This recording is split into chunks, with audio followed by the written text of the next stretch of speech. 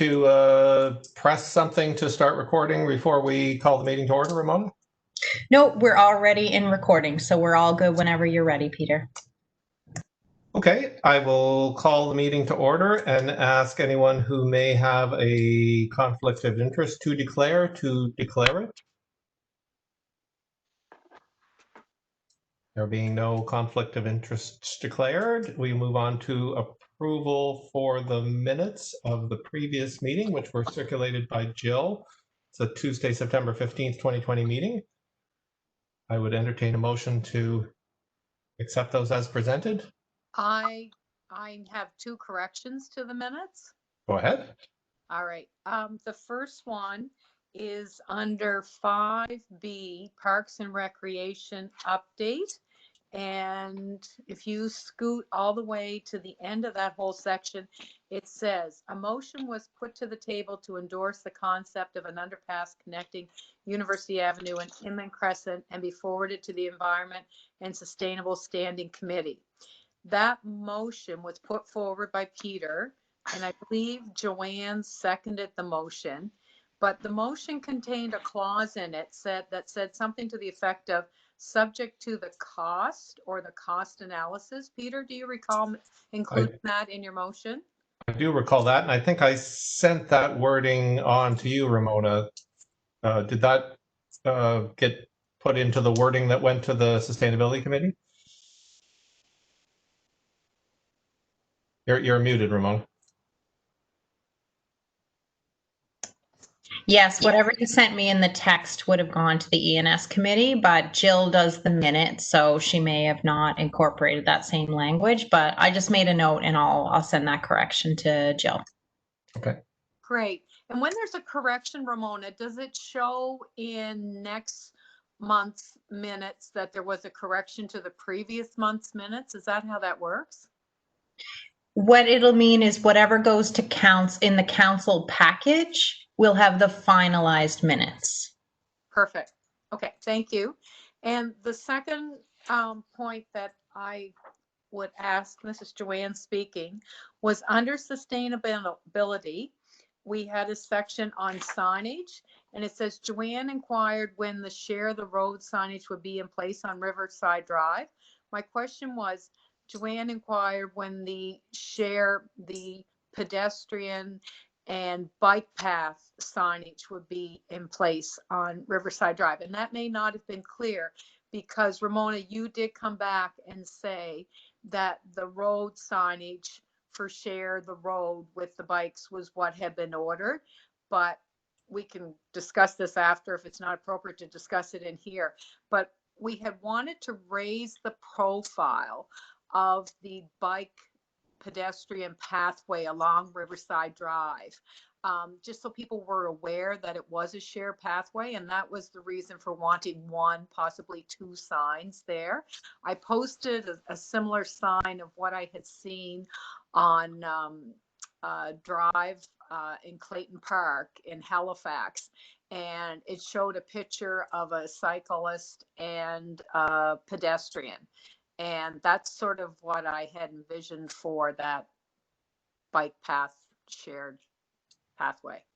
So in terms of the minutes, Joanne, that first sentence, Joanne inquired, how would you like that modified to reflect your meaning? Joanne inquired whether the bike and pedestrian pathway would be in place. Okay. Any other amendments to the minutes? Someone like to move their adoption as amended? Joanne will move that the minutes be adopted as corrected. And Margaret, would you like to second that? Seconded by Margaret Gallant. Those in favor signify by saying aye. Aye. Contrary minded, nay. Motion carried. Next, we look at the agenda for the October 14th meeting, which also was circulated by Jill. So in addition to what we've done so far, we have a presentation from Mitch Underhay and then our usual departmental liaison reports and new business. Anything else to add to the agenda? Would someone like to move adoption of the agenda? I'll move the adoption. Moved by Jason, seconded by Heather, Heather. Those in favor signify by saying aye. Aye. Contrary-minded, nay. Motion carried. I would like to welcome Mitch Underhay to the meeting. Mitch is one of the co-conspirators behind Bike Friendly Charlottetown and had asked to come and update the task force on their activities. And so we welcome him to the meeting, and I will hand things over to you, Mitch. And I believe you have some slides to share, and I'm not sure whether magic has to happen to allow that, but Ramona would know better than I. I think I can just share, I believe. So I'll jump into it in a second.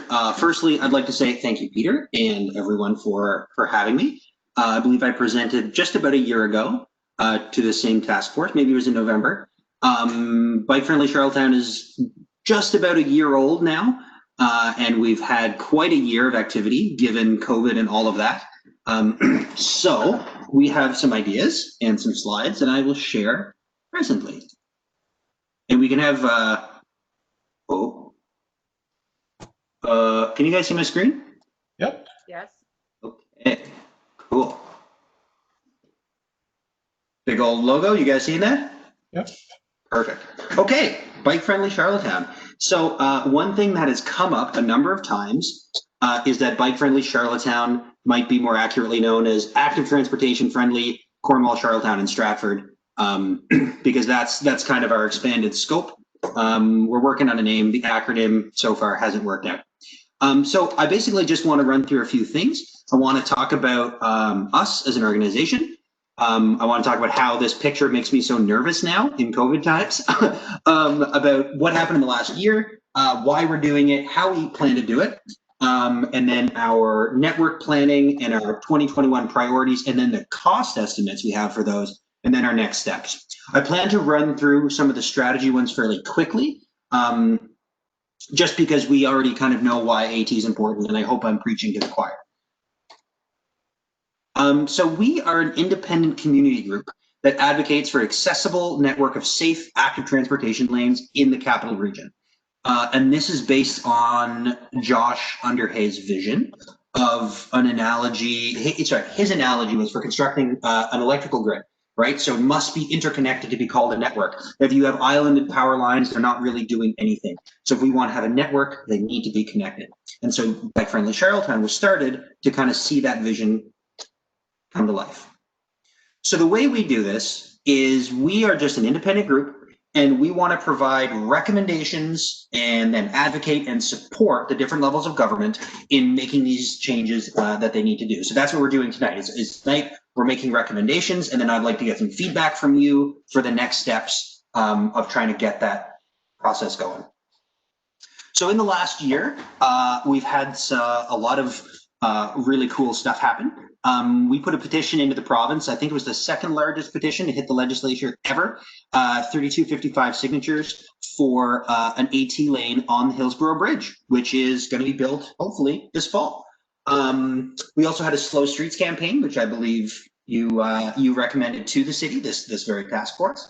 And there's also the AT fund that the province started, which is $5 million per year for 5 years. So this is really exciting. So why is this important? So there's a lot of benefits to cycling. And again, not to spend too much time on it, so this is just really quick. Each one of these could be its own presentation, but basically the more people cycle, the safer that it becomes. There's a huge cost saving to consumers. It's a lot cheaper to have a car, it's a lot cheaper to have a bike than to have a car. Long term down the road, it saves healthcare costs. And it's also a COVID safe tourism thing. Right, you're seeing this all across the country that people are trying to do more outdoor active things as a COVID safe, and this obviously fits the bill. And that's not even getting into the environmental benefit of taking cars off the road and reducing our CO2, which is also super important. So if we think we already know why we want to increase active transportation, the question then becomes, how do we do it? So this Increasing Cycling in Canada was a 2019 report put together by a number of groups, including Simon Fraser, McGill, University of Toronto, and a few others. And it was a massive report that synthesized many things, and I just pulled a few key things from it. So one of them is when we think about increasing active transportation, we always think about new people starting cycling, but it's more than that. We also want people who are already cycling to cycle more and for longer trips. And those people who are already cycling, we want them to continue cycling throughout life transition, right? So you want to make sure that you have, a system that enables that. So the same report came out with a multifaceted approach, and I think there's basically 10 buckets of work that can be done. So there's a whole lot to this, but basically let's start with baby steps and let's make a plan, right? And we start with the plan, and then we can iterate, we can add on, we can check, we can tweak as we go, but let's start somewhere. So that's what we're going to try to do. So we've already done a fair amount on this. So this is kind of our process, planning the plan, we'll say. So we started with existing and planned AT projects. So this is stuff that was already in the works or already existed in the capital region. And then we made this giant interactive network map. We had a big public meeting in March, but since COVID, we haven't been able to have any large public meetings. So instead, we've had really targeted kind of focused workshops with individuals or a few small people, kind of key players here and there to try to get the most information we can to come up with the best ideas.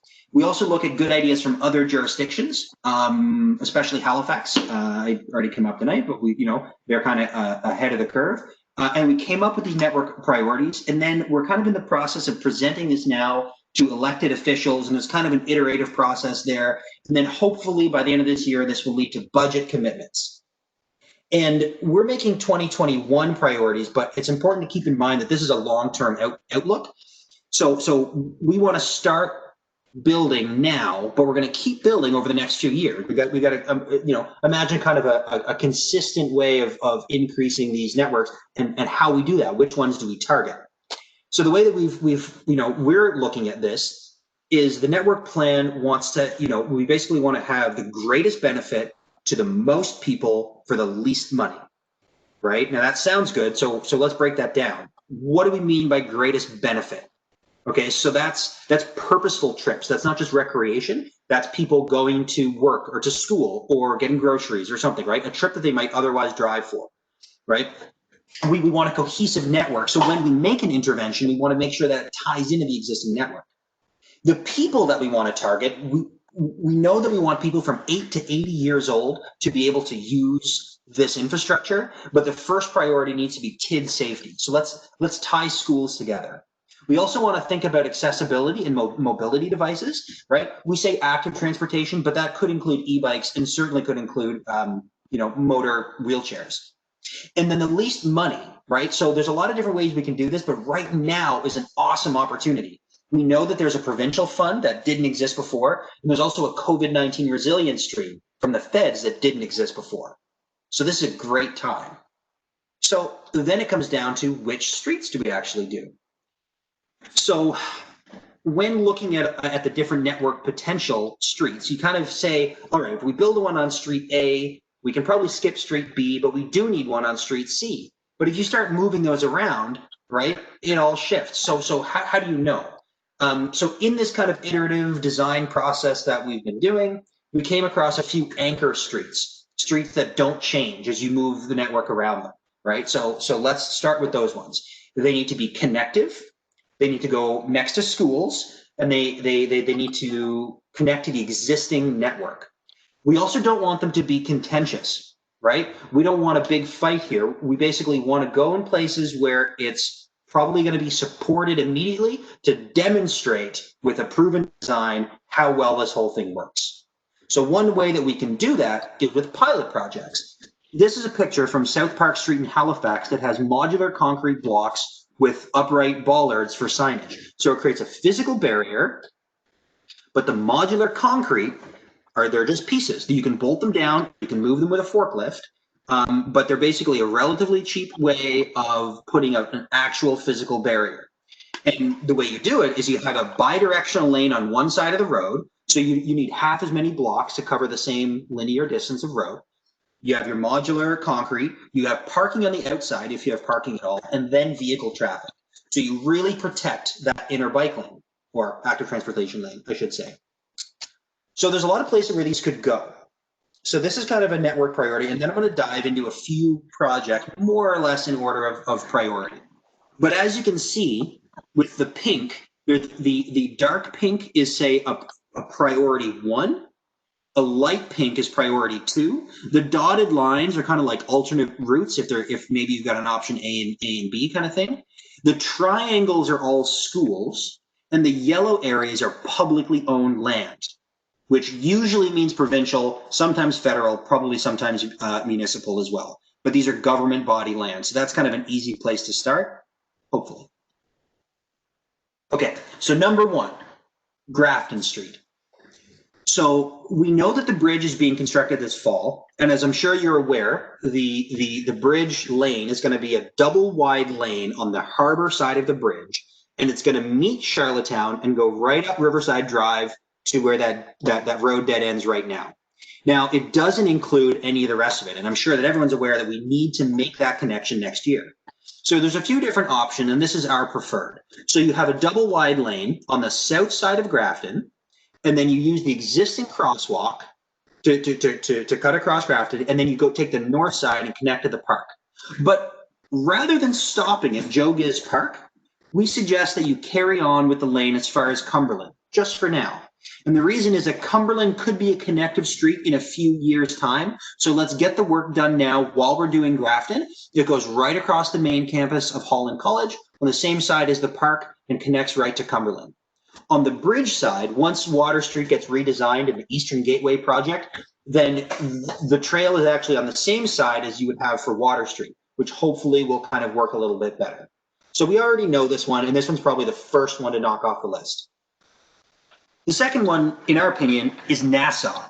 So Nassau is a really cool one, because Nassau is already almost there. So on Nassau right now, there's no street parking, and there's a painted bike lane on both sides of the street.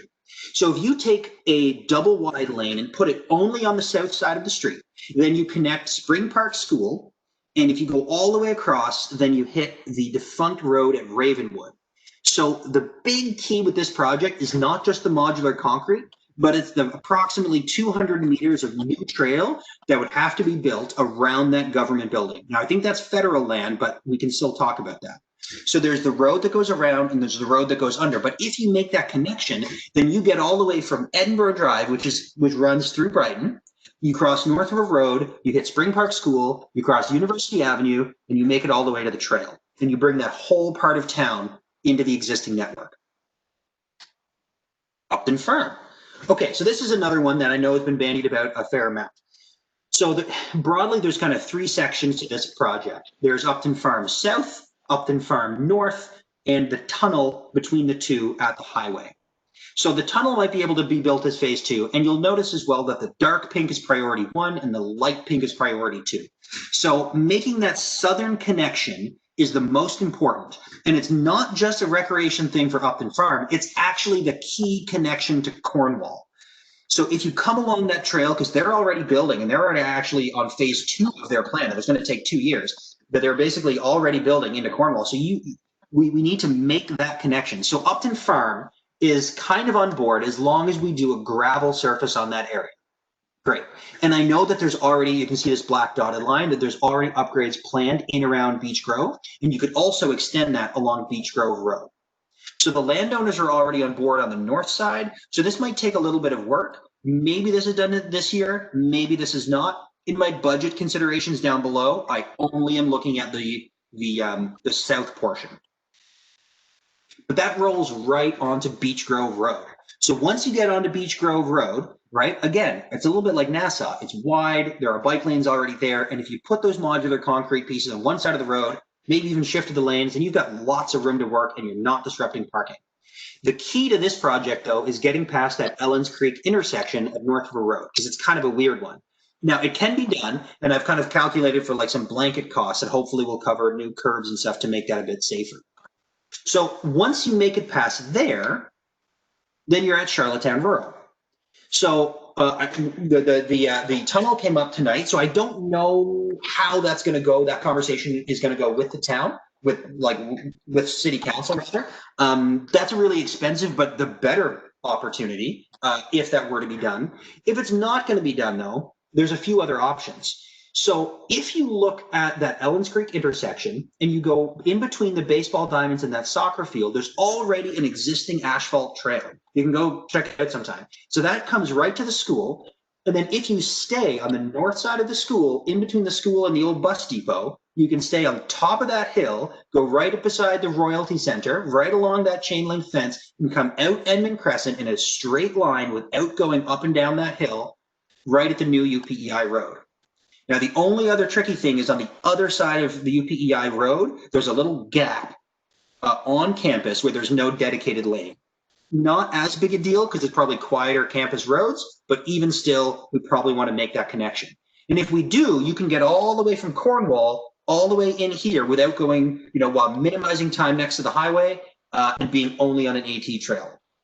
So a lot of these upgrades could be done before a tunnel is decided. So there's a lot of trail upgrades that could be done. Beach Grove Road, it's got to happen either way.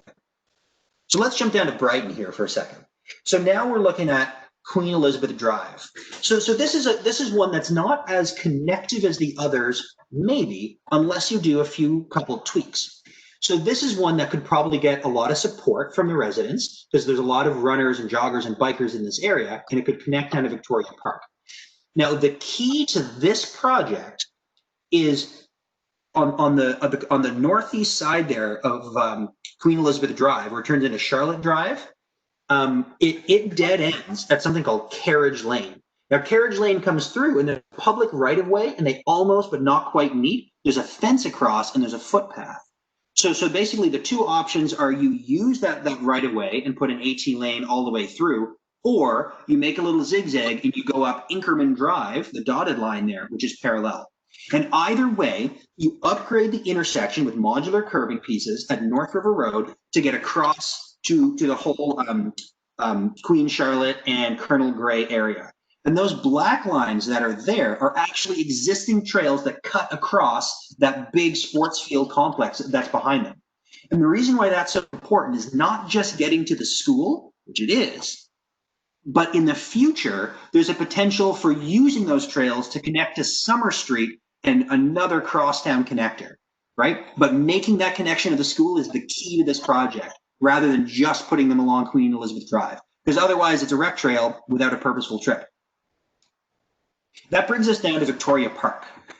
So this one I put in here, it's not as purposeful per se, but it is a huge destination. So I know that David Sims had this idea to basically upgrade Victoria Park to be more of a figure 8. So that the trail in between that runs right down the center, currently there's a gate for vehicles and you have to kind of like duck around it, and everyone does because that's obviously what it's for, and it's fine. But if you have a bike trailer, it's difficult to get through, and it shouldn't be. It doesn't have to be, right? This is a park meant for active transportation, so let's just fix it up. And at the same time, we can kind of make that area around Brighton Road and Terry Fox Drive, right, to make it kind of a loop. We know that parkland is going to get redesigned. We know that there's going to be more active transportation lanes coming from one way or the other. And if it's just a nice loop all the way around, then we know that it's going to connect wherever whatever the network ends up looking like, right? So this fixes this solves the problem of the park now, and it will connect to the network in the future, regardless of design. And Victoria Park is also a perfect flagship for signage and branding, right? Like people will see it. It's very visible. Okay, let's jump up to Sherwood for a second. So Sherwood's another one where you've got a couple of schools and a few quieter streets that we can use to try to connect to these networks. So the big purple line running right down the middle is Maple, and that goes all the way from Belvedere north. So that whole thing already has a painted bike lane, and again, no on-street parking. So if you did a double wide lane on the east side only, and then you had one on the south side of Park Street, or Pine Drive, Pine Avenue, Pine Drive? Anyway, Pine Drive, thank you. On the south side of Pine Drive, then you basically connect Sherwood Elementary right to Stone Park. If you stand there at that corner, you can see one school from the other. And yet, you have to cross Brackley Point Road, and it just doesn't feel safe. But it could be. It's almost there. Now, on the other side, there are a few different options about how to get to the trail. On existing roads, one of the easiest ways is basically the continuation of Towers Road, and you have to just go up in the neighborhood a little bit. So there's no like easy crossway necessarily, but there's a few different options. I don't know if you can see my cursor, but there's a spot right in here that could work as well. There's no trail there now, but there is a sliver of public land that runs right through there. It might not be worth the fight to use that land, even though there's no expropriation, but it's an idea. But the Towers Road has already been discussed. Going up this way already connects. So this way, again, you connect schools and you connect to the broader network. And in the future, all these blue lines are potential network expansions. So there's a lot of different connections that can be made. So this one is a really cool one and brings that whole side of town in. If we go a little bit south, we get to Parkdale. So again, in the bottom right hand here is Joe Gibbs Park, and that's where the trail terminates currently. And the purple line there at the bottom is what we proposed on Grafton Street. Now in the top left, you can see the dotted line in that little dog leg there, that L shape, that's the end of Nassau. So Nassau could come in right there. That's the existing road at Ravenwood and come to the trail. And so in the middle, you have some opportunities. These square areas right there with the yellow, that's Olerbar Park, which is right behind like Van Campen's greenhouses. It's just north of Birchwood and it's right next to the trail. Now, the issue is the connection to the trail at that site is not very good. I actually blew a tire this summer on that connection because it wasn't very good, and I tried to ride over it. It didn't really work. And so with some very small upgrades in Olerbar, you can connect all the way across. And may I add that this blue line that connects on the other side of Olerbar is Summer Street, which is a straight line to Colonel Gray, which is a straight line over to Queen Elizabeth Drive down to Victoria Park. Now, that's a future project because it might be a bit more contentious, but let's keep that in the back of our minds. So coming down from Olerbar Park here, you'll see Birchwood Street, which is this kind of light pink one here. So by connecting Birchwood, and we could even potentially go on the other side of the tree by the funeral home, right at Longworth there by Birchwood. If you did that, or even if you kind of made it a bit more L-shaped, you connect to the top of Cumberland. Remember? So that again creates that perfect little connection in the future. In the meantime, by having Birchwood connected to Olerbar better connected to the trail, and the trail connected to Grafton, connected to the Hillsborough Bridge, kids from Stratford can bike to school safely on dedicated active transportation lanes. And that's the key, is that right now there's a lot of kids that feed, like Birchwood is a high school that feeds from Stratford, and there's no way for them to get there, right? And the parents that we have in our group who have kids who go to Birchwood would love to be able to do that, but they can't. And so with these small modifications, with these other ones, we could actually get there. Okay. Oh, sorry, one more. There's a little one that goes on the right-hand side that goes north, 2nd Street that's called. It goes from the trail through an existing parcel of public land, and it cuts right across. So I think it's called like Frank J. Macaulay Park or something. And there's already trails there. And that also provides another future connection to Parkdale, which is probably in a few years' time. But that street right there, if you ever bike it, is lovely. It's quiet and it goes right to a trail in a park that's already asphalt. Those black lines already exist. So it's a great spot and would connect another Parkdale connection. Okay, so that was a lot.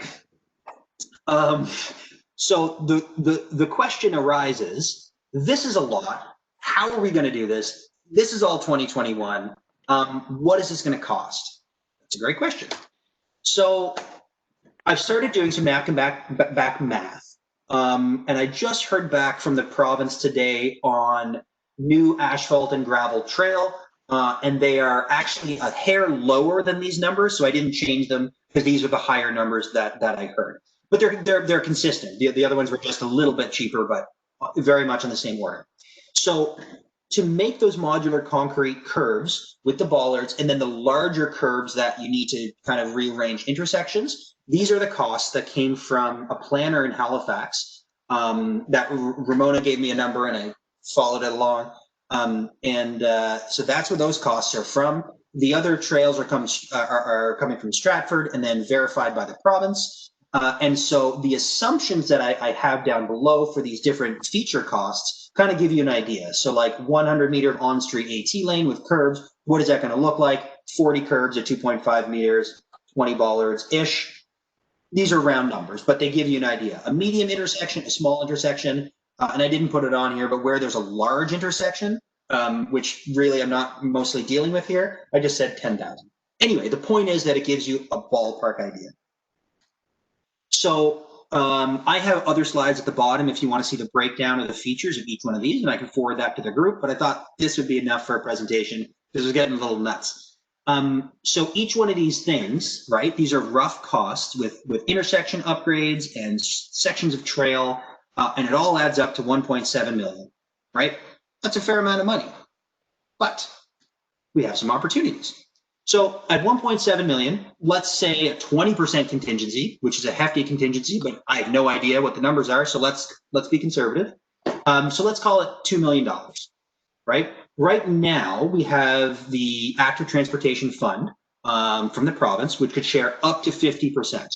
And I'm assuming 40. So again, I'm trying to be conservative in these numbers. The federal COVID-19 resilience stream, less certain about what kind of money they're going to be able to drop. I think it's case by case. Maybe someone knows more than I do. I couldn't find any hard numbers. But there is money out there, and I know it's for active transportation. So let's assume that they're going to pay 40 as well. So this might be conservative, right? You might end up spending less. So with that, for basically a $2 million intervention, which has a whole lot of network advantage all across the city to pull things into the trail next to schools, it would cost the city of Charlottetown about $410,000 for next year, which is not a crazy amount for the bang for buck that you would get out of this network. Yeah, so there's some questions that arise from that, but these blocks, the benefit of doing these is that you don't need the same level of engineering design beforehand. You will need some, but not the same level as permanent curves. Because if something needs to change, you can just go to the forklift and change it. So anyway, this is kind of where we're at right now. So the last thing I'll leave you with is the idea of wayfinding and branding. So this already came up. And this has come up a few times, but basically you want the wayfinding to be regional, I think, and, you know, kind of consistent across the network. The design and construction of the AT lanes as much as possible is kind of the same across the capital region. Painted lanes, especially when crossing roads, to alert not only cyclists and pedestrians, but also motorists that there is an AT lane there, right? If it crosses a road. You want to have that signage navigable for newbies. So that's tourists and new cyclists, new walkers, people with cognitive disabilities, everything. You want that to be easily navigable, recognizable, branded, and consistent, right? And so that might be a whole other kind of like cost shared RFP between the municipalities and the province. And I'm not sure how that's going to work. But I think everyone knows this needs to happen. It's just a matter of how. So next steps. Now what? So first step is to validate these project costs with municipal and provincial staff, right? Am I totally out to lunch? Are these ideas totally crazy? Then we're going to revise the plan and hopefully present 2021 budget scenarios to the different municipal councils. Hopefully, then the municipal councils can incorporate into a 2021 budget and they can apply for the provincial and federal funding that goes along with that. At the same time, we hope to present, well, it's scheduled for next week, at the end of next week, to speak to the Active Transportation Fund Committee, along with, I just found out, the Minister of Transportation, which is very exciting, to present this idea to basically prime them on the funding applications and then also the land, where across the provincial land, I know that it's some of the same people who administer both. And then finally, we're going to continue network planning for 2022 and beyond, to basically get the next couple of years rolling kind of in the same vein. And we can see how all of this works out and learn from it. So that's it for now. Thank you very much. And anybody have any questions? I have a couple, Mitch. Jason here. I want to say thanks for coming. This presentation's super informative, and I think it's got a lot of awesome information. And I really like your approach on this because it for me, I think it ticks a lot of boxes where, you know, you're looking at what you can do now and what you can do in the future. I think Yeah. that's huge. And also, I really like the fact that one of the things I know when you guys came out as Bike Friendly Charlottetown, and especially after being on this council for a while, I always thought that being something like active transportation, you know, not even necessarily Charlottetown, but, you know, Stratford and different areas, I think it's really good that you guys are progressing that way, because these trails really open up a lot of opportunity for people. And one of the things, one of our members who's not here tonight, Ryan, he's in a wheelchair. And something that's really opened my eyes up now, anytime I'm looking around everywhere I go now, I'm always looking at something to say, oh, well, how would that work for me if I was disabled? Or how would that work if I was in a wheelchair? So I think the active transportation method really, really speaks to a lot of different people, like cyclists, people who walk, people who are disabled. So it's really great to see that you guys are doing all this work and that you're putting a lot of thought into it. It's not a reactionary thing. It's an evolutionary thing. Thanks. Joanne, did you have any comments? Oh, I just think we should do everything Mitch said in such order. It's very well thought out, Mitch, very well planned, this sort of thing. If we want to look at your projections for costs, maybe Carrie can, or yourself can send those to our committee. So Yep. we can have some sort of an idea if our weight is needed to make any of these recommendations. But I'm very excited for you that you're going to also meet with the provincial AT committee as well. You know, they're the ones that have the overall funding. Very, very good. Thanks. Heather? I'm excited about a lot of those things that you've suggested. So I hope you're able to secure the funding for them, because I can see myself using a lot of them and exploring places that I probably hadn't been on my bike before. So yeah, no, I like it. Good. Margaret? Thank you, Margaret. Carrie? No, I'm glad to actually get the chance and sit and listen to your presentation, Mitch, because it's like I think it's amazing, obviously.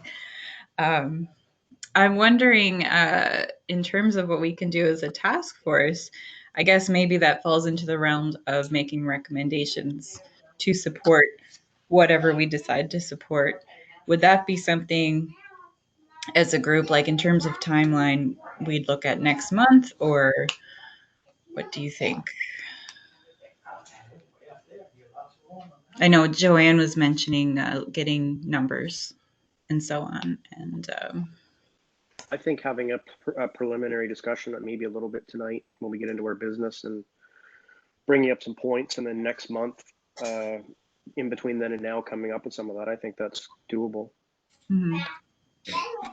I can weigh in a little bit here too on timeline with the city. So the AT fund deadline for the first round is December 7th. Scott Adams and I we're having our first meeting tomorrow to kind of go through the list of sort of projects that are already on that list for next year for the AT fund. It would be great from what Mitch presented if there was like, even if we could do some prioritization on that list, like if we can't do everything next year, which would be the ones that would be the highest rated, because I probably have a list of 10 other pieces already that have come up during the year. So some of them, we don't really have options on whether we're doing them or not, but some of them definitely can be weighed off against other priorities too. So, and we're supposed to have our first draft of our capital budget. So that would be these projects to committee by the end of November. So typically we wouldn't pass the capital budget finally until early January, but we want to have it pretty much fleshed out by end of November and applications submitted by December 7th. Which I wondered whether there are, I noticed the absence of East Royalty, Winslow, and West Royalty in the pink and the light pink and the dark pink. I'm assuming that there are blue level routes in those areas. Does that reflect your priorities or the geography of your membership, or the three criteria that you laid out, the kind of the bang for your buck and those sorts of things? That's probably honestly, it's probably a combination of things. It probably is tilted towards our membership and the people that I've spoken to, which, you know, I'm hoping in the near future to also speak with MLAs and stuff in that area, because I don't have as many connections out there to basically figure those things out. I think that it definitely needs to be brought in. There's a lot of network opportunity. I know I've looked extensively at the area around like François Buette, like that whole like on that whole side of East Royalty, and there's a ton of opportunity in there. But it doesn't necessarily connect to the existing network yet without that trail on the bypass. So there's some other opportunities in there. I mean, I guess it comes down to like, how much do we want to do in 2021? And these numbers right now, I've kind of illustrated a certain cost, but what would be really awesome, and I'll kind of pitch to the province as well, and Ramona, something to keep in the back of your mind, is basically over purchasing or producing these modular concrete blocks, right? Because these are really just like, these are the Lego blocks, the mechanisms to place these lanes in, right? And by over purchasing, then basically you can try out a street, and then when you upgrade that street permanently, it frees up those blocks for elsewhere. So you can have a rolling series of pilot projects and then upgrades, right? So to answer your question, Peter, I can look more at East Royalty, but it kind of comes down to Ramona and Scott, what is going to be the priority for next year. Ramona, you know, with regards to Mitch's point about this being less cost and less complicated than doing, you know, a Fitzroy Street complete re-engineering and rebuild, from a city kind of regulatory approval, public meeting, all those kinds of things that stand between us and this plan being realized, does doing something on the concrete block level, is it different than building a new street, or is it all the same? It's just one costs less than the other.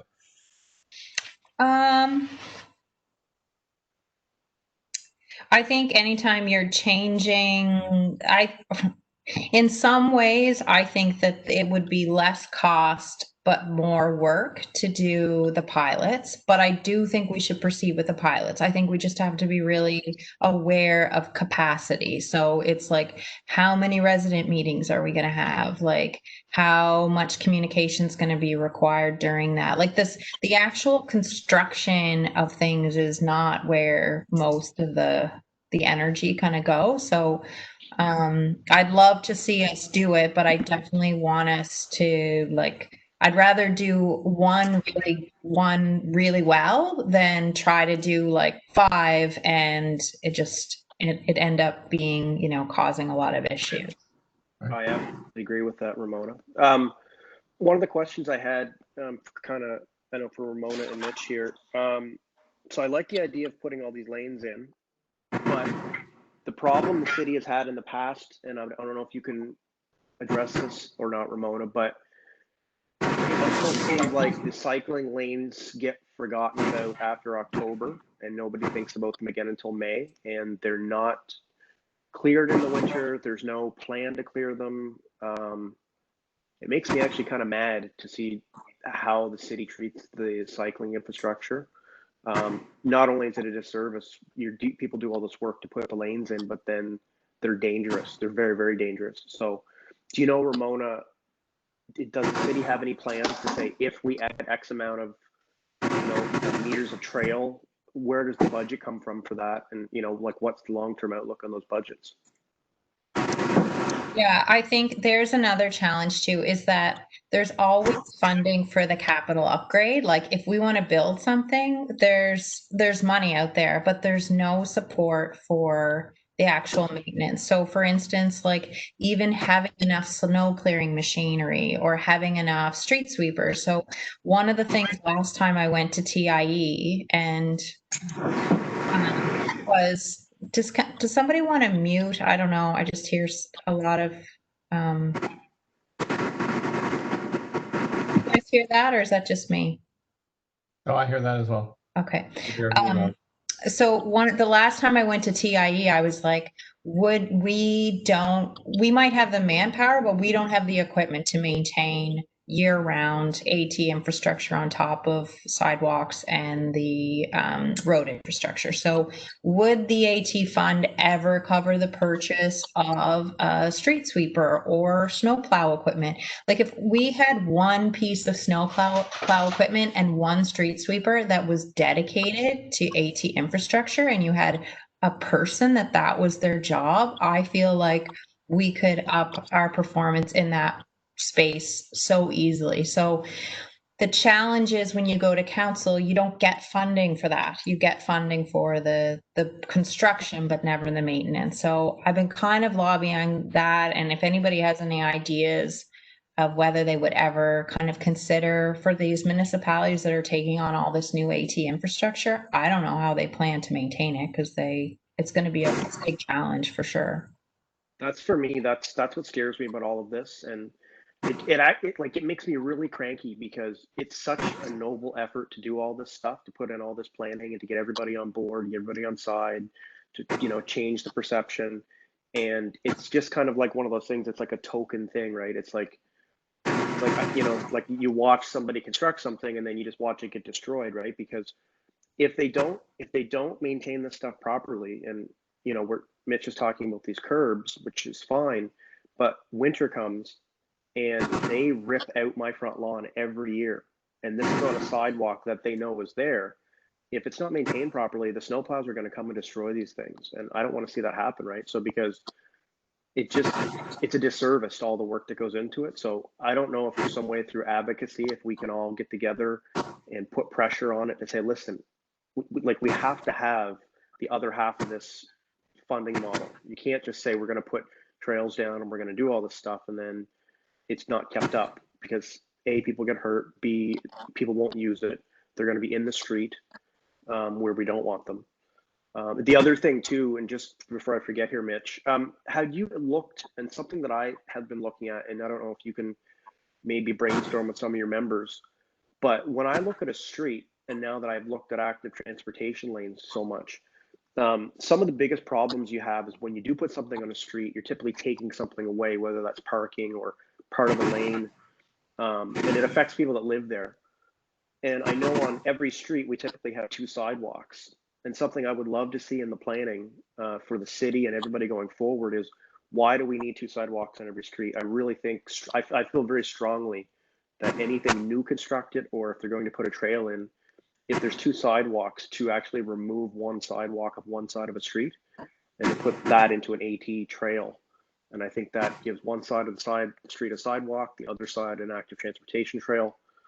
And the roads don't have to change. Nothing has to be taken away. No parking has to be taken away.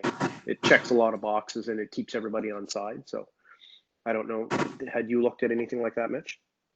So yes, so that's what falls under, I would say, contentious, right? Is once you start taking things away to put things there, it all of a sudden creates a bit of a fight. So you'll notice, and you can go scope this out or go on Google Maps yourself, but if you look at Maple, Beach Grove, Nassau, and Queen Elizabeth, those ones all have existing painted bike lanes, right? And so if you basically put the AT lane only on one side, you're not taking up any more physical space, but you're actually freeing up one side of the road a little bit easier. It makes it, with the proper design, it can make it easier for cars to move. So in those areas, it's not a fight because we're not taking anything away.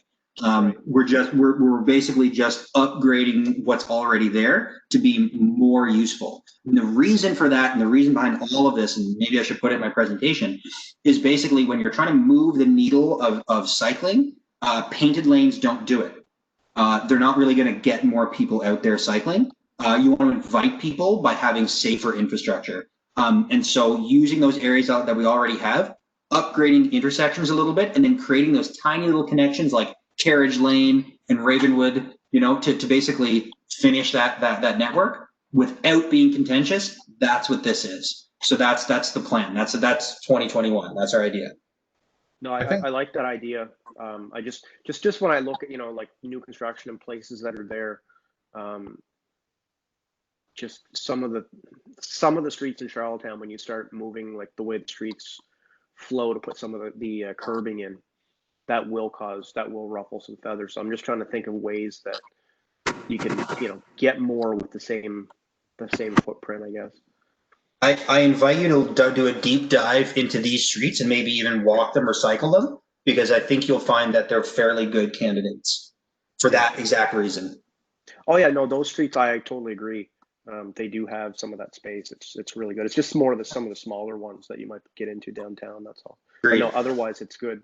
But yeah, no, like I said, I think it's really important for us to try to figure out a way to keep these lanes clean and maintained properly, because cycling, doesn't end at the end of October and doesn't pick up again. I'd like to see it go all year round, and I want to see it safe. And if, like you said, Mitch, if it's not safe, if people don't have the perception of it being safe, they're not going to use it. Just on that note, for my understanding, in Halifax, do they remove those modular concrete pieces in the wintertime? I don't believe so. I think they're bolted down. Yeah. Okay. Yeah. But the option does exist here. And the way I think is, like, you should probably, if possible, leave most of them down, but there might be a few areas that for public works reasons need to move, and so be it. But the more we leave down, I think the better, but it does come down to maintenance. I want to speak regarding, oh, sorry, Peter. No, you go ahead, Margaret. I was just going to speak regarding the human resources factor in this, and that, it's a major, this is going to be major if we drill down and focus on 3 of them or 2 of them, whatever, we can do. We will have to advocate for that. And I think, I feel baffled many times in terms of the human resources with regards to the city.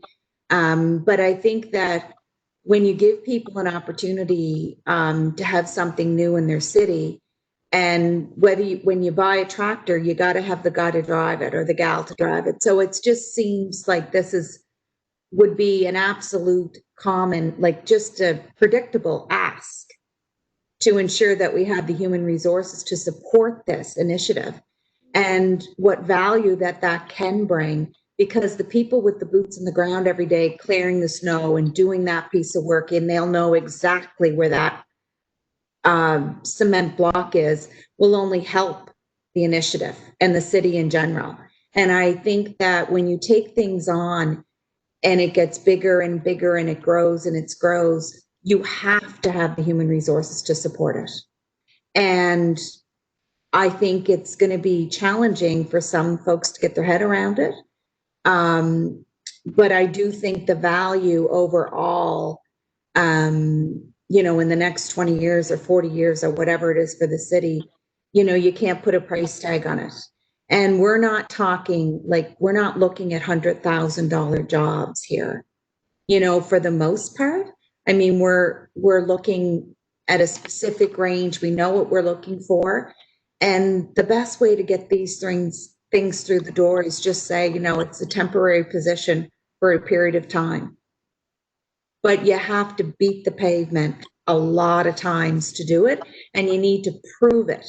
You actually need to prove it and come up with that plan so that everyone will agree with that we're going to either dedicate current resources we have, or we're going to hire new human resources to support it.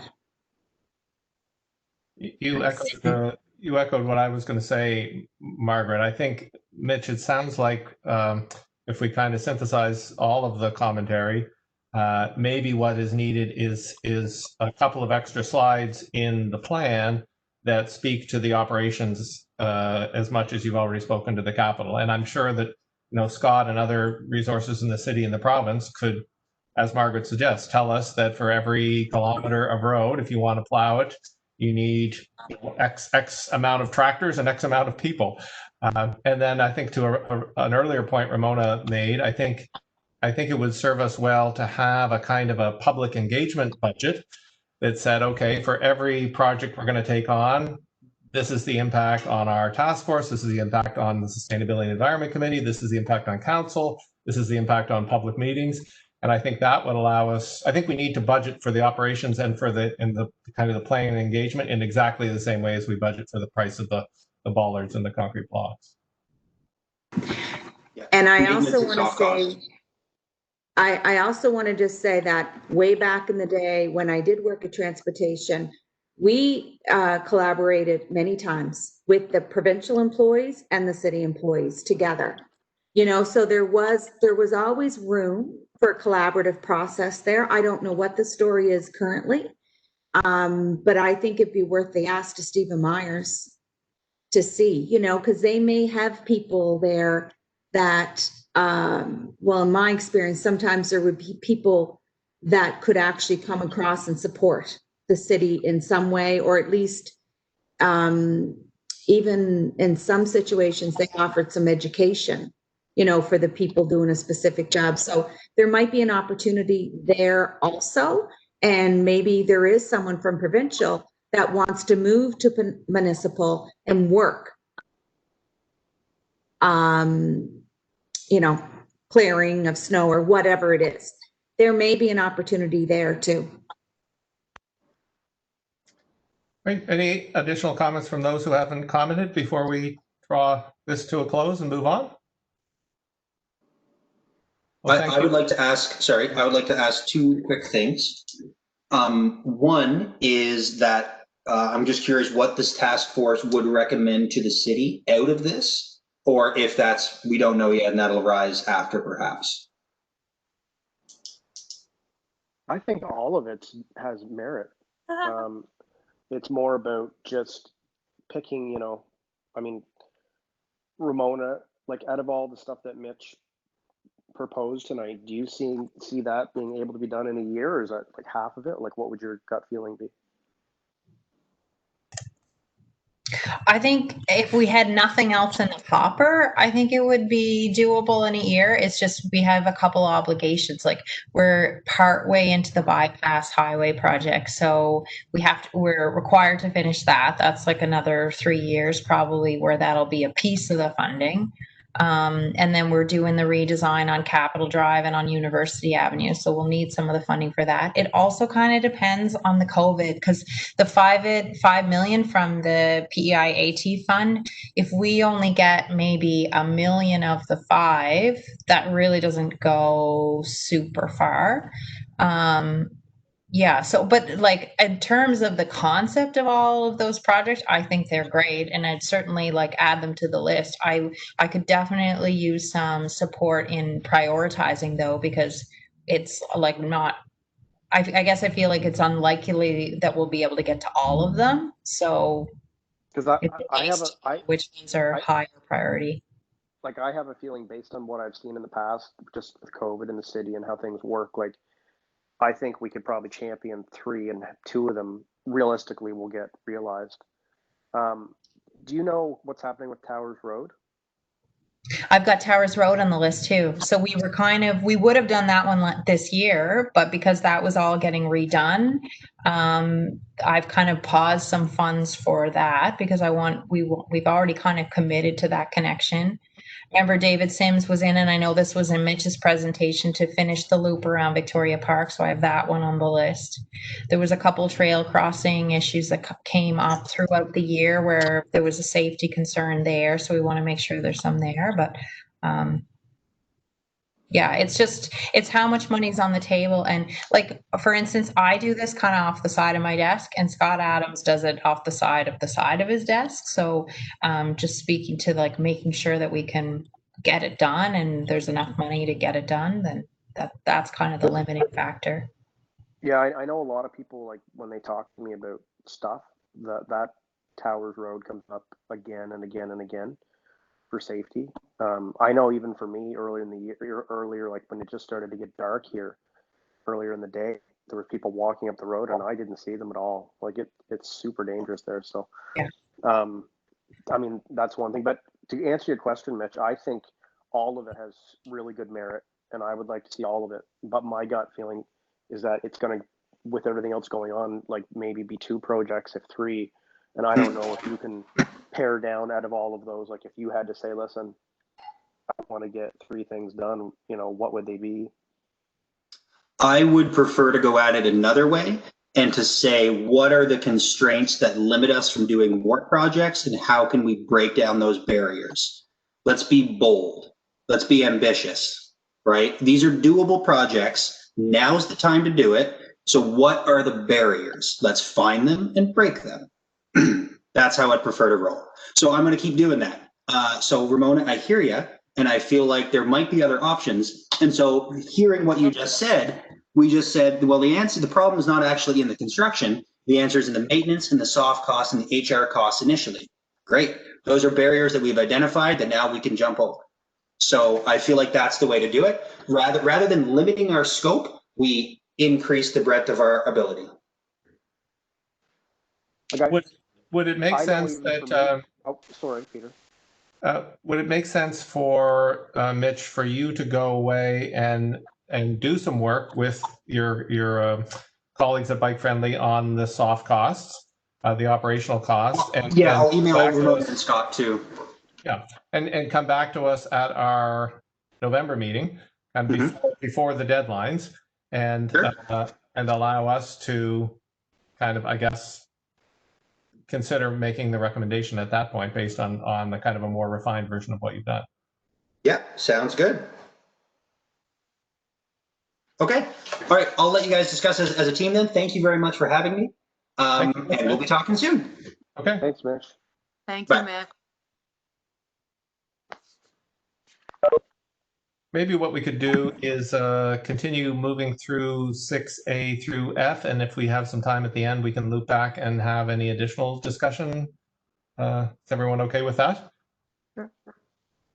Okay, so we're moving on to 6A, report from Public Works, which I think is Jason and with, Jason and Ryan, but Jason, you're here, so. Yeah, so I've got a little update for that. So just kind of the thing I've been noticing a lot because I go through the intersection every day is St. Peter's Road where the KFC is. And I've included Ramona in a couple carbon copies out there. So they're making a lot of progress and it looks really good. And they started to lay down the AT trail. It's a little wonky, but I get kind of why it's a little wonky just because of the layout and kind of not disturbing the trees and stuff that's there. But that corner on paper looks good, but it's going to be a bit of a problem. The corner where it meets, it comes to a sharp 90 degrees and there's not a whole lot of room at the corner. So if you had 2 people standing there, you're fine. But if you had somebody come along with a bicycle or in a wheelchair and there's already somebody there, there's no room. So I contacted Stephen, I can't remember his last name right now. Did you know his last name, Ramona? Stephen Piggott. Yeah, Stephen Piggott. I emailed him 3 times over a month to say, listen, this is happening and I see you guys are doing work. You need to address this now. And he didn't email me back and he didn't email me back. And they started laying pavement down and I got a little panicked. And what really panicked me was I was going on my lunch hour home to eat some food. And they had put up one of these new aluminum signs that go over the road. And when they put in the concrete barrier to hold it, and this is the sidewalk just past the KFC, there's a huge hump of gravel there. And I didn't think they were going to leave it because it's extremely dangerous for anybody who's got mobility issues or walking. And when I was coming back from lunch, I noticed they had concrete forms up to put concrete in. And I got really panicked, so I emailed them, didn't hear anything. And I contacted the mayor and said, listen, we have to talk to somebody because we're about to put down a lot of money in concrete here. And by the time I got back from lunch, and I talked to Stephen on the phone, and I said, listen, we got a major problem here. We've got somebody on our council who's disabled. For him in a wheelchair to go over this hump, it's going to be a problem. And they just put concrete right over top of it. So I like what they're trying to do.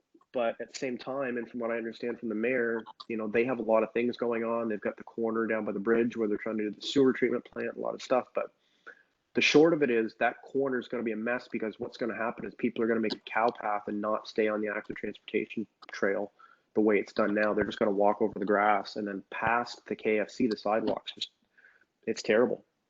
It's not safe if you have disability or in a wheelchair. So I don't know what they're going to do to address that. It kind of it kind of made me deflated me a little bit because I see all this work going on and people wanting to do the right thing. But at the same time, it almost made me feel like some of the stuff was just being done for token reasons. Like, oh, you need an AT trail, let's put it in. There you go, you got it, move on, right? So one thing in this whole process, being on this council in the past year, has just showed me some of, there's a lot of people that do care about this stuff, and then there's some other sides to it. It's just more government, how government works, and you're trying to get stuff done. Like, I could kind of feel after Mitch at the end of our call here may have been a little bit deflated. And not that anybody wants to deflate him, but just trying to get through all of this like red tape and dealing with some of the departments and stuff, it can be deflating. So that was my latest thing with that. So and that was dealing with the province on that. The mayor did say there is a contingency fund. So if after this project is done, if things don't quite work, they can adjust things. But I think the thing that frustrated me the most was they had over a month of opportunity of me emailing them and explaining the situation and trying to say, hey, listen, before you guys finish this, we have the opportunity to make this better. And for them to come back to say, well, that's the way it is, this is what we're doing, it's a little frustrating. And I'm going to just say, I'm going to just pop in there, Jason, and say, we don't want anybody to be deflated. There's people just hanging on by the cusp in these times. And I could feel that from Mitch too, but I do understand, there's a process and there's procedures for things, there's money already there and there's budgets, but there's a bigger picture here. And I think we have to be active and really just say like, okay, we need to get this stuff done, and really move it forward. And I just think sometimes when we, when we're feeling that, like the deflatedness, it's like, where do we go from here? Yeah, as a committee, where do we go? Like, what can we say tonight that's going to help us, that we're going to go to bed and say, we picked these 2 things, or we're going to go with these 3 things, and we're going to move it. That's kind of how I think about it. And so I'm all about being bold. I'm trying to be respectful along the way, but I think that when change happens, we have to do something. And so, Ramona, I would go to you and say, okay, what's going to happen? Like, which ones would you say, or that you would see would be worthy of discussing? Can we table that until we come back to discuss Mitch's plan at the end of this? Sure. That's okay. Jason, anything else from you on the public works end? Not really. That was the only thing that I looked at there. I noticed they're starting to do a bit of work by the 1911 jail. I saw some stuff. Do you know what they're doing there, Ramona? Are they moving on that now? Yeah, so the two of the things that we had funded through the AT fund this year were the trail crossing at Longworth and the crossing at Great George and Fitzroy. So in both cases, what they're doing are curb extensions, which essentially they move the edge of the road closer in. So one, it kind of creates like a bit of a bottleneck in that traffic kind of needs to slow down, but it also means pedestrians are crossing a shorter distance and that they're further out in a safe zone before they signal to cross. So that's what's happening at Longworth Avenue and Fitzroy right now. Okay, that'll be great to see that at the 1911 jail crossing, because that's a dangerous intersection. Yeah, that one's come up for years, so I'm really happy that we were able to move ahead on that one. That's good. That's great. I'm really happy. I haven't noticed the construction there, but even driving down University Avenue, like, it's nice when you kind of know that this is the way it should go, and to see that actually happening, Fitzroy and University, from my point of view, it's nice to see something going there. Jason, I also want to say how lucky the city is to have somebody like you that's out there and making those observations, and at least trying to give some valuable input and suggestions from a knowledgeable person who might come on a bicycle or be walking in that area to say, look, this is how it really is. This is how our city gets better, I think, when people actually, try to make valid suggestions. And good on you for giving such a good effort. Yeah, I just, I see it a lot and I bike in that area quite a bit because I like going through by the hospital and behind and up by the KFC. But I think it's part of it too. Like I think I was a bit naive in how kind of things work. So I've just got to get better at kind of navigating and kind of finding out how to play the game a little better because it's not very straightforward as I'm finding out with some of the stuff. And I know it must be frustrating for you, Ramona, when you're trying to get stuff done and running into a million. And I'll tell you, a million Jason, roadblocks. don't take kind of the response from in that situation personally. It doesn't matter where you're coming from. No, I didn't take it could be- personally. I just found it frustrating. I was like, wow, how do people that do this on a full-time basis, like every day, like I said to the mayor, I said, man, this is a tough job that you guys have, dealing with this on a regular basis. And that's why I really want us to think about capacity, not in that I want to, say no to things. I just would rather us be able to do things than to try No, I agree. to be dejected because we can't do as much as we'd wish, I absolutely agree. Yep. The other thing I'll just add on Public Works, sorry, is that the Beech Grove project is on the go too, and that's a Public Works project. So that's connecting May Point and Beech Grove intersection back towards Great Beech Grove Home and the trail system to Upton Park. So that connection's being made right now also. Oh, awesome.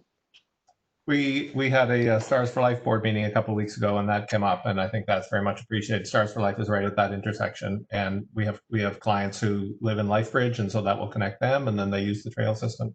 That's a great development. Thank you, Jason. I have nothing to report for 6B, unless anyone has any issues that would fall under Parks and Recreation. The Great Trail on the Confederation Trail falls under Parks and Recreation. I thought it was sustainability, but Peter, how do I say this? Ruth Jalon did reach out to, and you have this documented, to Nancy McMahon of Parks and Recreation. And I did notice that the grass was trimmed on both sides of the trail, that week, it made a difference. It made it look nicer, that sort of thing. I'm still disappointed that the shrubs are hanging over the trail. However, I can envision or see where that orange cable is coming up now on the city side of the trail, which I say the UPEI side of the trail. It hasn't come up to Allen Street yet, but I assume that's going to make havoc with the side. So maybe we'll just table that until the spring and start a new year all over again. Okay. Okay. Oh, thank you, Joanne. Margaret, we're moving on to police. There she is. I have nothing. Okay. Sustainability. I can't remember who that is. It's me That's and you, Joanne. Jason with Ramona. And I guess, Ramona, I just want to reiterate or just say one more time, that's that sign that I had kind of really would have liked to have seen on the bike pedestrian pathway on Riverside Drive. Will it be bike pedestrian, or was it going to be share the road sign? I think pretty much what we've ordered, Joanne, for the first order is the share the road sign. Okay. Would you consider putting the other one in there to raise the profile of that pathway?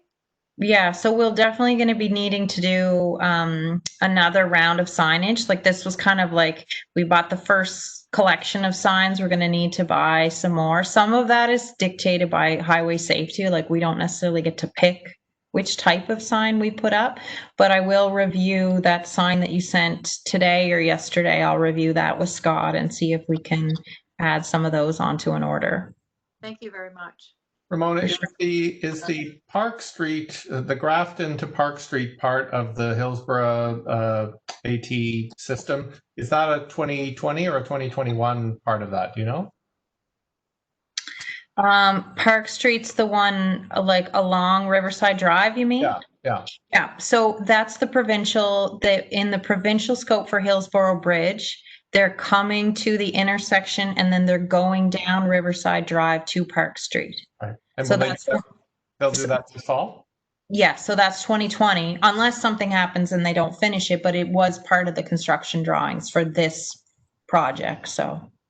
I mean, just to Joanne's point, I think if that's going to obviously make that Riverside Drive Trail considerably more useful, and so I think that if there's a time to strike while the iron's hot, just to add fuel to Joanne's fire, now would be a good time to kind of advertise that. So Definitely. And I have that on my list to talk with Scott tomorrow. Even we had talked about making sure that that stretch of pavement is in good shape, because if we've got a bunch of people on the bridge coming off there and we've got the piece that we're building, we want that piece in the middle to support the traffic. yeah, Yeah, I that part wrote by that the today. And the sorry, Jason. No, I was just sorry. I'd say that part for the agri co-op in front of it there, Yeah. it's really starting to deteriorate pretty bad. So Yeah, I noticed that too. And then there's the place that's down closer to Park Street. It's kind of the first commercial driveway there. I think it's Elco or Emco. There's a Right. big pothole there that fills with water that you can't really even see the bottom of. So, okay, cycling EI. One more Oh, thing. sorry, Jason. Before we move ahead, that reminds me, and I'm aware of it, but that was another thing that Pam Mahoney had asked, was to ensure that it was safe access on and off the Hillsborough Bridge. So Ramona, what you're saying is that's a provincial jurisdiction and they're looking after that intersection? Only one section. They're looking after the connection down Riverside Drive, because Riverside Drive is a provincial road. So they're taking care of Riverside Drive going towards Park Street. They're going to make that connection. It'll be our job, Grafton and Water. But because that intersection, when you come off the Hillsborough Bridge into Charlottetown, is getting a full redo in 2021, we won't be doing anything this fall. We'll just include that in our redesign at the end in that for next year. Thank you. And I have just a couple things on sustainability, if that's okay, real quick. So just in response to the motion that was raised last meeting, it was brought to the ENS committee. So they've agreed to look at that as part of the capital budget for this year. It would be weighed off again against other priorities. And like we kind of discussed, it'll be based on kind of costing and where it fits in. And then we have started the work on the bypass highway phase 1. We only are going to be, we're like the asphalt plant closes in like 2 weeks, I guess. So we're only going to be able to do a part of that this fall, but the rest will be done in the spring. So we're going to do the section from St. Peter's Road to Pioneer. So there'll still be a gap in front of the hospital. That's what we'll finish up in the spring. But the piece that we'll do will be all in front of Hillsborough Park. It'll go past Patterson and Southgate, and it'll get to Pioneer and then go down Pioneer to Acadian. So we'll create a loop there with the East Royalty Trails, basically, but we won't do the loop kind of that would go around the hospital until the spring. Great. Jason, I think back to you for cycling PEI. sorry for what? Cycling PEI. Haven't heard anything from them. Okay. Carrie 6F, bike friendly Charlottetown. Well, I think Mitch did my job for me tonight, but I'll just let the group know that he's not feeling the least bit deflated. He's very hype, and he knows how this works, and he's not deterred at all by a little bit of, do we have enough money for this? So, he's feeling good. Good to know. Okay, before we go back to Mitch's presentation, is there any other new business to bring forward? Not so much business, just an inquiry. So at the bottom of the road at Andrews Pond, are they putting an underpass there, or what's going on? Yes, sorry, I should have mentioned that. So the underpass, again, that's a provincial project. So St. Peter's Road is a provincial road. They're putting an underpass underneath, so it'll allow trail connection between the two sides. So it will have a pedestrian crossing underneath. And the mayor told me today that the price that he got from TIE for that specific project was 800,000. Wow. Not 800 million? I know. That seemed not very much to me, so I don't know how that's different from the one on University Avenue where they quoted us quite a bit higher, but yeah, so my understanding is that's either in construction right now or it's going to happen this It's fall. definitely under construction right now. I went through there today, so I was kind of wondering what that is. So that's great news because that will match up with that trail. And so before that trail had a metal, like you weren't allowed to go down the road that's down there. Is that road now going to be part of that? I don't entirely know the status of that, Jason. I know there's kind of some stuff in flux out there with with John Andrews' property and what's going to be considered public and what's still private, but I could do an inquiry into that just to see if anything's changed. Yeah, it'd be really cool if they went down the road that's there, because that road actually there's trees and then it picks up on the trail again. Like they kind of had avoided that because it's been his property. So if that linked in, man, that would be an amazing trail through there. Okay, so maybe we can go back to discussion. We have another half hour if we want to use it of Bike Friendly Charlottetown's presentation. Carrie, would it be reasonable for us to ask you to take notes of whatever we talk about and pass them on to Mitch? Absolutely, I can do that. Okay, well, why don't we each kind of get a chance to say our piece, and just because of the way the Brady Bunch works, maybe we'll start with you, Joanne. Oh, you're so diplomatic, Peter. I enjoy it. Just looking at the way he presented it tonight, I liked all of his order, and I'll nominate my first two picks. Grafton Street, that seems to me to make a lot of sense in view of the fact that we're, constructing the active transportation lane on the bridge. So he said on the harbor side of the bridge, we'll have to be double wide lane, carry on as far as Cumberland Street. I would echo that, so easily. Like, we come in the trail, we use that side of Grafton Street. You want to get to Holland College. The whole thing back in I think is it the 2012 study that was done was picking hubs. So, the UPEI, the hospital, Holland College, grocery stores, those are hubs. So that one to me makes sense for all of those reasons. And the only other one that I'll put a strong bid in for too is Nassau Street, because I feel people are using that already. All of us out here in Sherwood and people in the greater Charlottetown that want to get east-west corridor are using Nassau Street. It's fairly safe to come over there and cross at the I don't know if it's the Dairy Queen corner or the Kentucky Fried Chicken corner, whatever it is. But anyway, right there across from the farm center, or actually I think it's the RCMP, whatever. But anyway, there's it's the research station, the federal building there. And you cross there and you access the trail up to the trail, and you link onto Ravenwood. And for anybody that wasn't familiar with Ravenwood is the name of sort of the homestead that was on the research station farm. So, you go through that road, and so his great plan was, ultimately you're going to get all the way from Edinburgh Drive through to the research center farm. So you are creating an east-west corridor. So for that reason, I think Grafton Street #1 and Nassau Street #2 get my bid right off. Okay, Heather. I'm hard pressed to pick. I do think though that extending to Grafton Street down to near Cumberland around to get to Joe Giz Park is smart, because then that will take you on the trail all the way out, like as far as you want to go.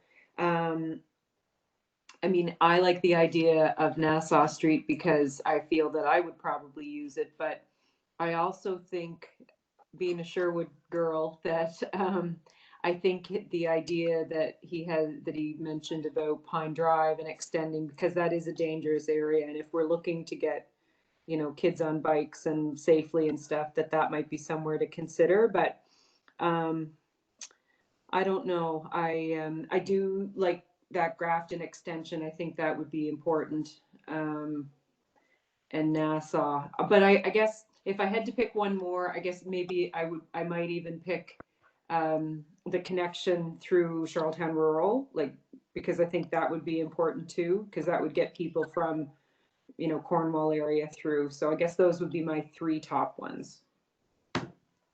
Margaret?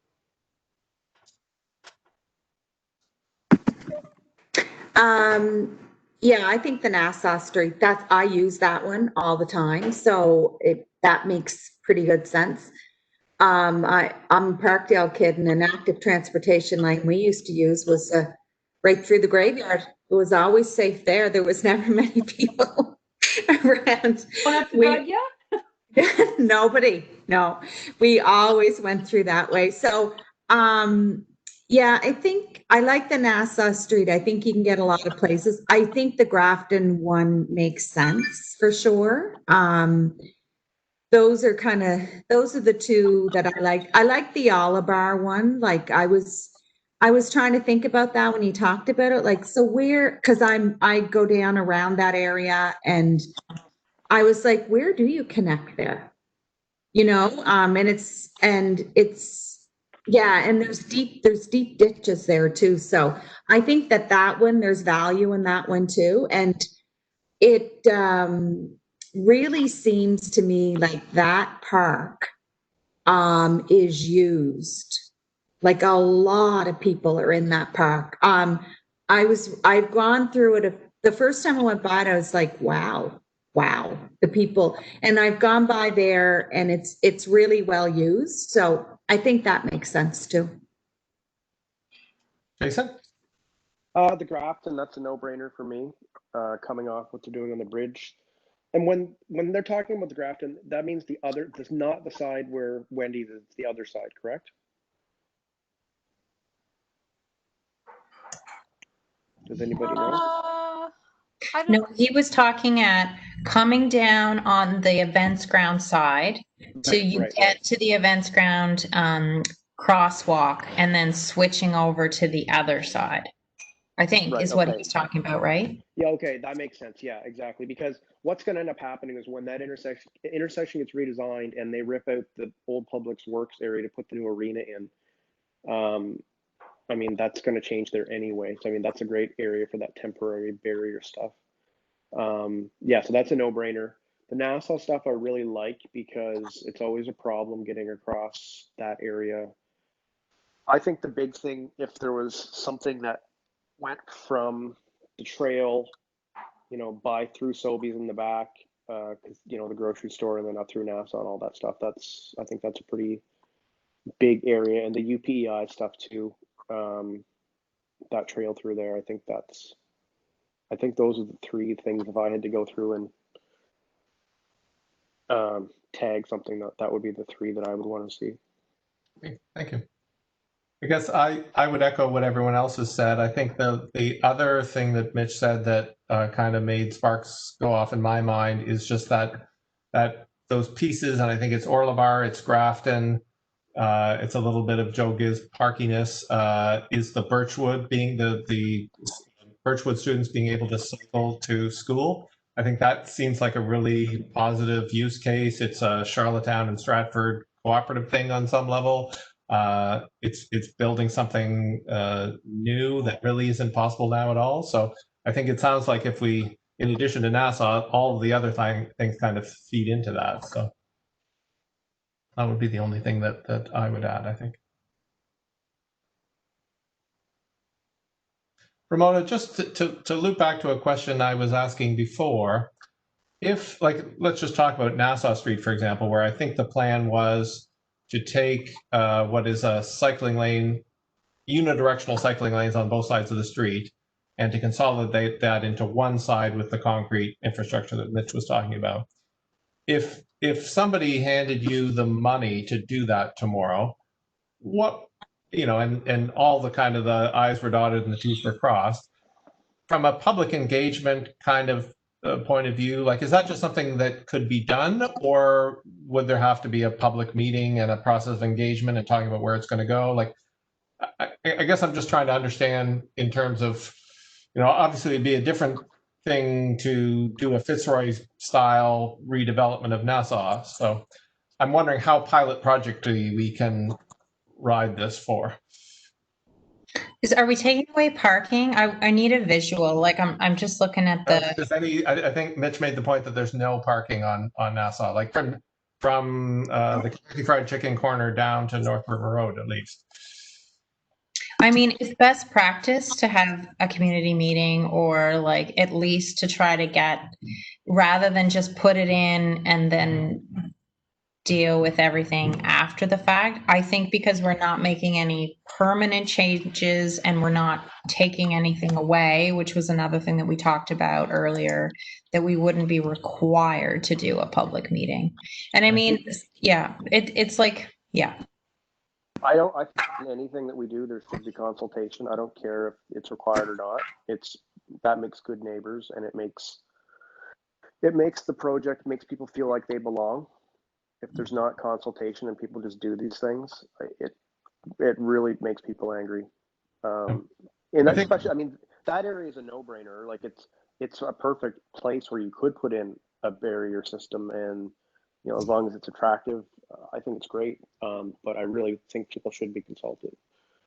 I think Mitch has made the point to me privately that maybe the difference from a public consultation point of view between what happened on the Fitzroy Street project and what might happen in the future is because Bike Friendly Charlottetown is there to advocate. It's kind of Bike Friendly Charlottetown is there to hold up another side of a conversation when you have people that have more provincial concerns, so to speak, about where they're going to put the recycling carts and that kind of thing. So I think it would be a more lively and engaged public consultation than Fitzroy Street might have been. And more I think it's the communication of the change. That's the key with it. Now, are we speaking about the side that has the sidewalk or the opposite side? Maybe this is something that I'm just not on Nassau Street. I don't Are know. we extending where the sidewalk is and it's going out, or it's going on the opposite side of the street where there's no sidewalk? Because Nassau, where Kentucky Fried Chicken is, that side, that's where the sidewalk, if you walking down like towards the water, the sidewalk's on the right-hand side. So what would it be, Ramona? Or maybe I just don't get it. Would we put those on the opposite side of the street, or would we do it with the sidewalk there? I mean, I'm suspecting we're not going to tear out a sidewalk if this is a pilot. I'm kind of curious too, Margaret, and I don't know whether Okay. are we doing bi-directional on one side, or are we doing one on each side? Okay. His suggestion was to do bi-directional on one side because it Okay. only requires one set of barriers, right? No, that would be ideal for sure. And I don't think he specified which side. Okay. I'm not sure if that matters from a design perspective. Trying to think how wide NASA is. Like, do we think we have the width there to accommodate bi-directional lane, even just with the bollards and the curbing? I think he said that there is currently 2 bike lanes painted on there. Okay, so the idea is to shift the motorists over to one side. You'd have to repaint that road, and then you could put the curbing and the bollards in. That's And fine. Tim Hortons would have to adjust, I suspect, where people go in or out of there. Like that's the, you know, that was just what I was thinking, because there is sidewalks currently. So it's really the head of that's the biggest issue. Like KFC, Tim Hortons, going into the Giant Tiger, McDonald's. Parking, once you get there, I think it would be, you know, pretty good. And so, yeah, I think it could work for absolute sure. It's that place, but I think that's I just think we got to go for it. We got to go for it somewhere. Good for Like, you, just Margaret. let's do it. Like, let's, that saying, what is it? Something asks forgiveness. Like, I go with that. Like, just, I know what we have to do, and I think it's good to communicate it and do all the necessary things that are required. But I also think that it's vital that we keep pushing it along as much as we can. Because one whole section after that, when you get through Queen and Nassau, then that's on one side, there's like 3 houses, and then it's all the school. So there's a big place there. So it's actually a pretty good street to look at. And I do think it's wide enough. I'm not an expert, but I think it could be.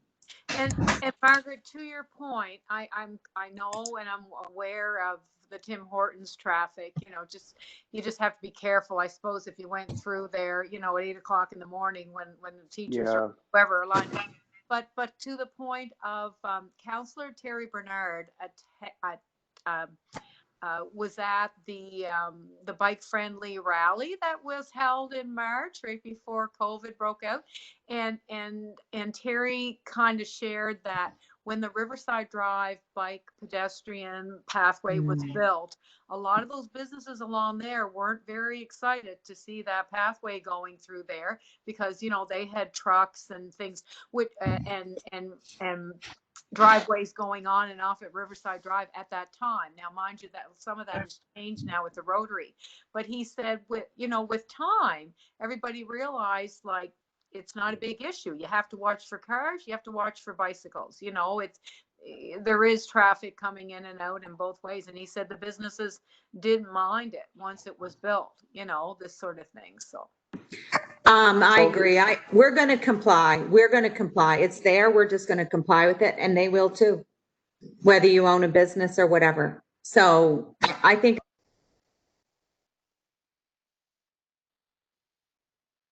Okay. Yeah. So I just have to reiterate here, and Peter, I know you talk Fitzroy a lot. It keeps coming up. It's a bit of a prickly point for me because I've lived here since 2006, and I've seen the neighborhood grow, and I've seen people fix up their properties, and I see what the neighborhood used to look like. And I live here in the wintertime, and this street is almost impassable in the winter. So again, we keep looking at these bike paths with rose-colored lenses in the best of times. We keep looking at them as if they're going to be summertime trails all the time, and we know that's not the case. There's other things. We have residents, and like somebody just said, you just got to push it through. You got to push it through, and pushing stuff through doesn't suit anybody. People have to come to a consensus on this, and we have to look at the long-term repercussions. Like when you look at the bypass, and something that was just brought up was, the businesses weren't too excited about it. I totally get that. But on the other hand, that's an area where there's space. We have the space to do it. Nassau Street, there's a lot of space.